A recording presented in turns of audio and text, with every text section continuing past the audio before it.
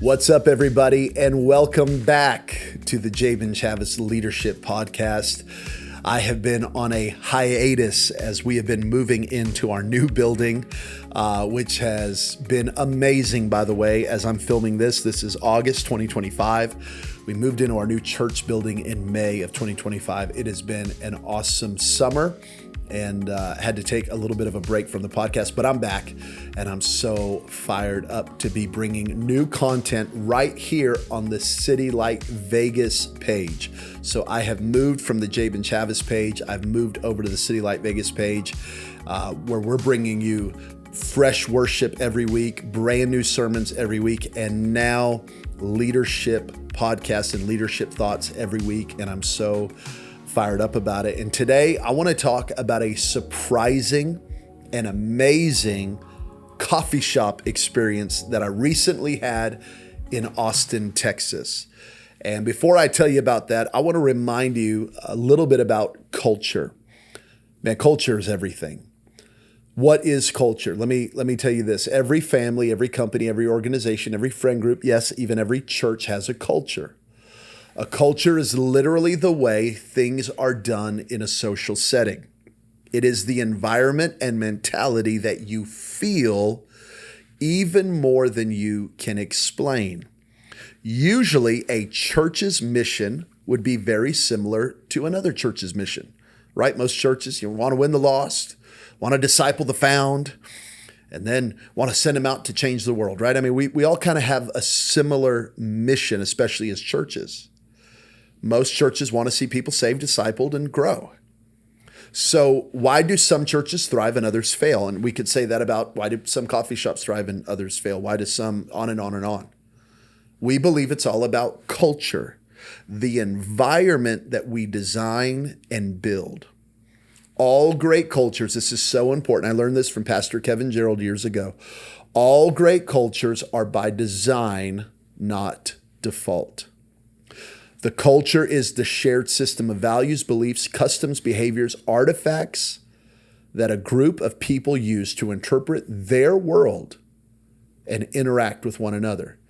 It is passed down from generation to generation through language, tradition, art, rituals, and social forms. Now, I want to thank ChatGPT for this. Culture is the invisible glue that shapes how people live, think, relate, and create meaning together.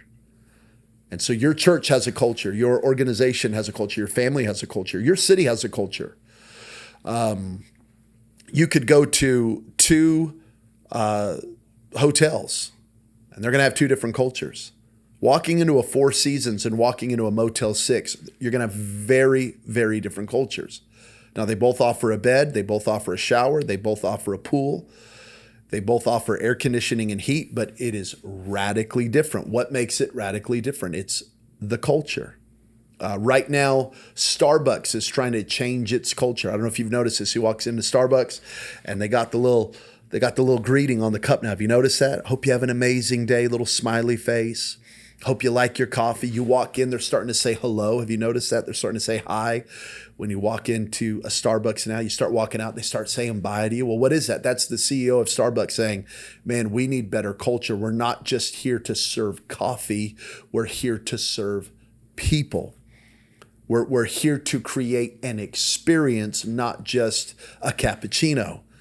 And so they're learning that we're actually paying these people not just to make a latte, we're actually paying these people for their facial expressions and for their voice and for their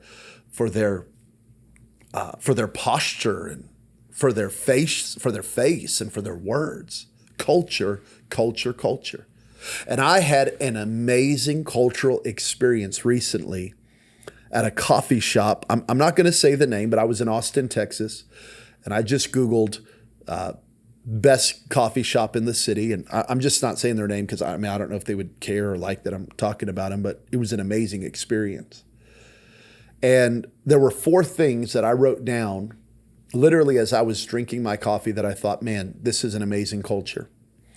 The first was the quality was amazing. It was just great coffee. it was just a beautiful cup of coffee. And man, it was just good. It wasn't okay. It wasn't I've had better. There was nothing in me that felt like, man, I cannot believe I just paid $8 for that latte. No, it was like, that was an awesome cup of coffee. Great quality. Tasted amazing. And man, when people come through our doors as an organization, it should be a great experience. But it wasn't just great quality, it was also a unique twist. It wasn't a vanilla latte. It was a vanilla latte with this orange foam on top. And then they had a miso vanilla latte. And then they had a brown sugar latte, but then they had a miso brown sugar latte. Now, miso is fermented soybeans. Now, when I say unique take, here's what I mean by that. A unique twist is that it was just interesting, right? So I love food, as you can tell. I love food. I love coffee. I love drinks. I love culture. I love all that kind of stuff. So when I saw miso, I was absolutely intrigued and interested. And I asked the girl, I said, miso, tell me about that. She goes, well, it's a fermented soybean. I said, well, what does it do in the drink? Well, it just kind of gives this layer of umami. She goes, do you like salted caramel? I said, I do. She goes, it's kind of that vibe. So now you're just kind of, it's interesting. Now, someone might go to the line and go, ugh, disgusting, miso. Well, Starbucks is right down the street. See that? A great culture and a great twist and a unique twist will both attract and unattract, and that's okay. And by the way, you could get a vanilla latte without the miso. But see, it's an automatic conversation starter. So we have great quality, we have a unique twist, and then we have unreasonable hospitality. By the way, shout out to my favorite book that I've read in probably the last 2 years, Unreasonable Hospitality, incredible book. The woman that took my order and the woman who served my coffee, they were just amazing. They were just amazing. And if you've ever gone to these, what are called third wave coffee shops, these cool coffee shops, we call them hipster coffee shops, right? A lot of times you go to these coffee shops and man, they're just not friendly. They have a look. They just do. They just have a look. And they have a facial expression that says, we're not interested. And why are you here? And why are you bothering me? And I hate to say it, but that's just how most coffee shops are, especially good coffee shops. The coffee's great. Customer service is awful. Especially you start asking them questions, man, they're frustrated. This girl was just so kind, so friendly, so glad to have me there. Because I was asking about the menu, she goes, is this your first time? Is this the first time you've been here? Oh my God, you're going to love this. And I recommend this. And you should try this. And I was just like, whoa. Then when I got served the coffee, that girl was amazing. And then they were out of straws. So I said, hey, could I get a straw? And I'll just be honest with you. You go to a lot of coffee shops, you ask for a straw. I mean, they look at you like, so you want to destroy all the turtles? Is that what you're up to? You just want to kill the turtles? No, they were just so friendly. Oh my gosh, are you serious? We're out of straws. Let me get you a straw, sir, really quick. Blah, blah, got me the straw. I was just like, y'all are amazing. So there was this unreasonable hospitality. And then there was this fourth component of their great culture, and it was a unifying cause. It was a cause that was bigger than coffee. It was a cause that was bigger than comfort. It was a cause that was bigger than I need my caffeine. And the cause was that they directly source their espresso beans from a farm in South America, and they cut out the middleman. And because they cut out the middleman, because they cut out the provider and they go directly to the source, they're able to give more money to the farmers. Well, I'll tell you what I did the moment I heard that. I grabbed a bag of coffee. I said, let me buy a bag of espresso beans. Because now I feel like I'm part of a cause. Now, if you go to most of these kind of coffee shops, and this company might have these values, but the values weren't paraded, because you go to a lot of these coffee shops and right, there's a gay pride flag, and there's a trans flag, and there's a Black Lives Matter fist, and there's all of these things. And not that I'm not a boycotter right? I've never boycotted things because to me, I'm like, if we start boycotting, we're going to have to boycott everything. So I don't boycott. I'm in the world, not of the world. But you go in and they're very clear about their values, and they're very clear about this is what we're about, and it draws major lines. Here, though, it was a unifying cause. Now, again, I don't know what their convictions are about all that stuff. I don't care. I would have bought the coffee anyway. That's not my point. My point is, or I would have had a cup of coffee. My point was because it was a unifying cause that was bigger than a cultural divide. It was about helping this farmer. It was like, of course I want to help. So they had amazing quality. They had a unique twist. They had unreasonable hospitality. They had a unifying cause. And I thought to myself, wow, I would love those things in my church. I would love those things in my organization. And by the way, I love those things so much. I'm telling you about it. I was telling our leaders about it. I was telling our staff about it. Think about it. A great experience that caused me to now want to talk about it. And I'll tell you, you bring a great experience to your weekend services, people are going to talk about it. Great quality. Wow, the music was wonderful. The sermon was sharp. The sound was perfect. Great quality. I went to check in my kids and the iPads worked and the people were great quality. A unique twist, maybe something that is special to you, like something when they walk in the lobby, it's like, whoa, or when they walk in the auditorium, wow, or wow, they thought of that. I've never seen a church who thought of that. Think of a unique twist for your ministry.